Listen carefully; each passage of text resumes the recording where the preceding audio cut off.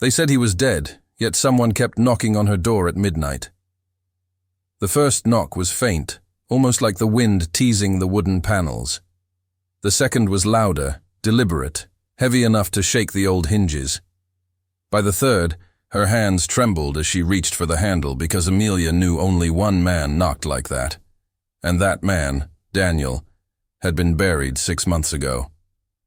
Before I take you deeper into this unsettling tale, don't forget to subscribe to the channel and press the bell icon so you never miss stories filled with mystery, fear, and unexpected twists. Amelia had betrayed Daniel, not out of hate, but out of hunger for something more. Daniel had loved her with a loyalty that bordered on obsession, but when Richard, wealthy, charming, and ruthless, entered her life, she chose him instead. The day she told Daniel she was leaving, his eyes had gone hollow, as if he had seen his own ending. A week later, news came that he had vanished during a storm near the cliffs.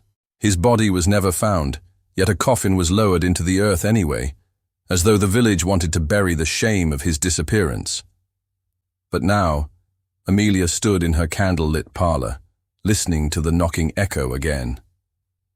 She dared not open the door. Richard, drunk and half asleep upstairs, would never believe her. "It's just your guilt," he would say, dismissing her trembling voice. Yet she knew guilt did not rattle doors. The next evening, the knock returned.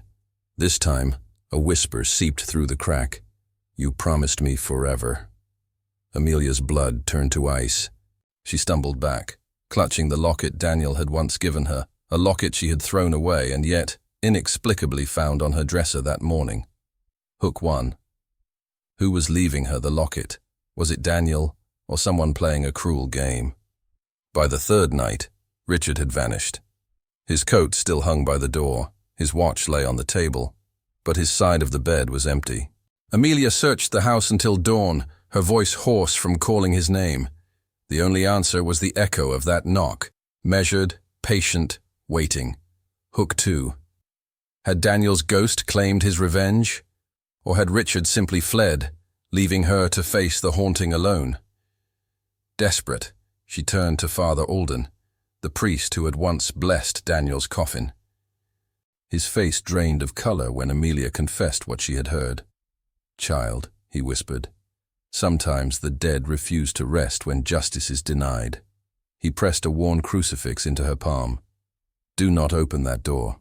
Whatever stands there, it is not your Daniel."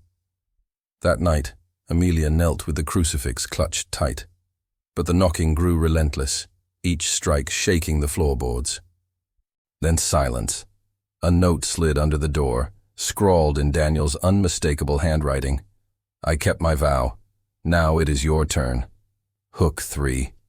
How could a dead man's hand write this? The climax came on the 7th night. The air was thick, the house suffocating in its stillness. She lit every candle, each flame a fragile defense against the darkness. Then the lock clicked without her touching it. The door swung inward with a groan, and there stood Daniel, pale, drenched as if pulled from the sea, his eyes empty yet burning with purpose. "Why?" His voice cracked like dry wood, both sorrow and fury entwined. Amelia fell to her knees. "I was weak. I thought I wanted more, but I never stopped fearing that you would come back." Daniel reached for her, but the crucifix blazed in her hand. The candles flickered, shadows tearing across the walls. He staggered back, his form wavering like mist. But before vanishing, he whispered, "You should fear more than me." The twist came with dawn. Amelia awoke to find Richard's body sprawled at the foot of the stairs, cold, lifeless, but not broken by any fall.